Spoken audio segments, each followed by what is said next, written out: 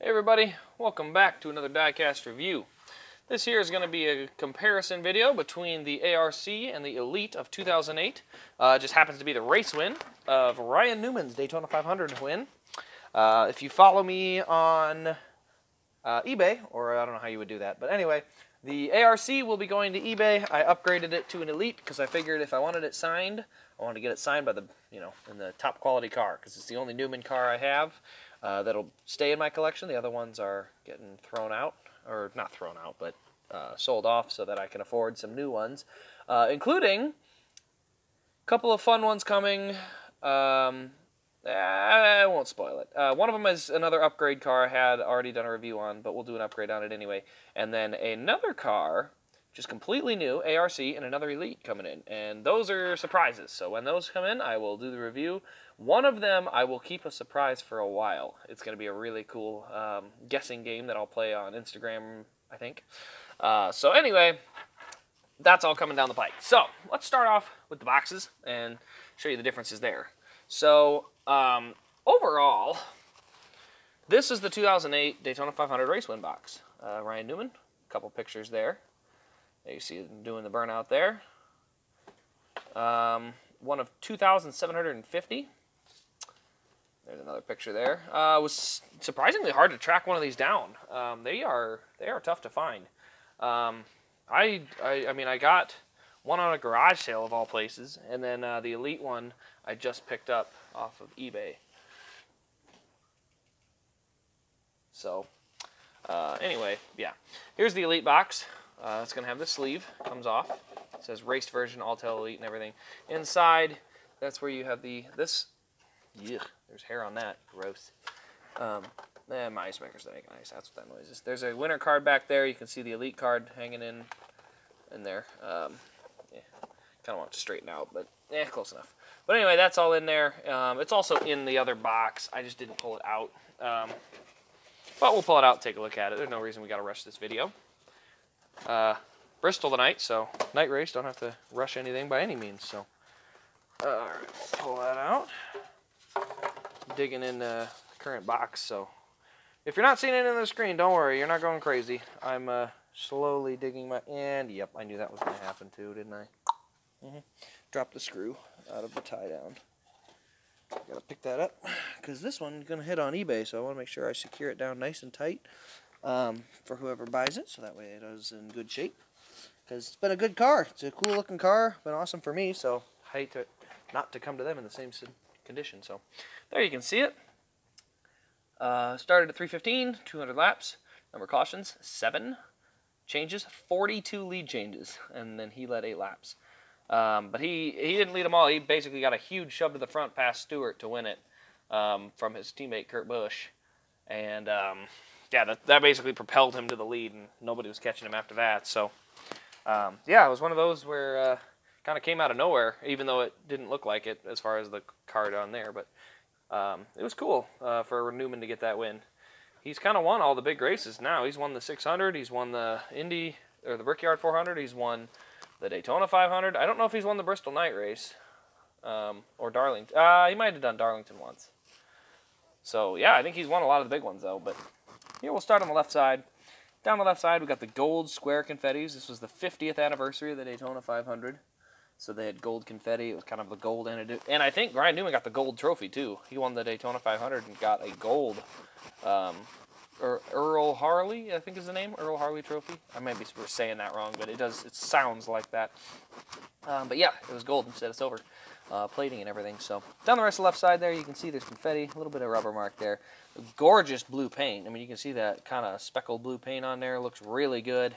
Alltel, who has since been booted from, this was right before Sprint booted everybody from the sport. They booted Alltel out, they booted out Singular, which proved to be a dumb decision because then I mean, that's just more sponsors that can't be in the sport, and that's not a good thing to do when the sport's already struggling. Daytona 500 champion on the 50th anniversary. Alltel, Dodge Charger on the back there. Side there is our fuel cell. This is all just kind of the standard stuff for this. Little bit of burnout around the right rear wheel well here.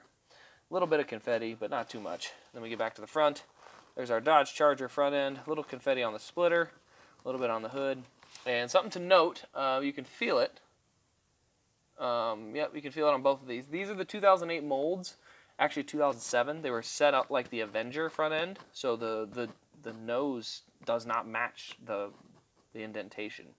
2009s do. It's a very small, subtle detail that it's pretty easy to miss.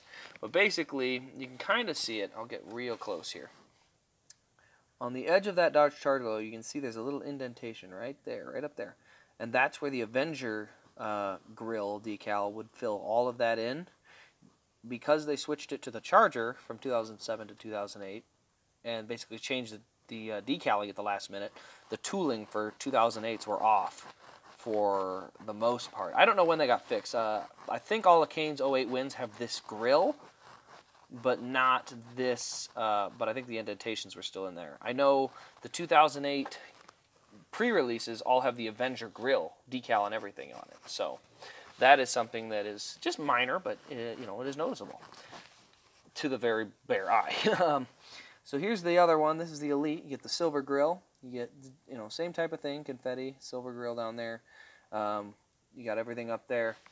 Down the right side or left side, paint just cleaner overall, kind of a better clear coat. Details are a little more defined on like these little stripes here.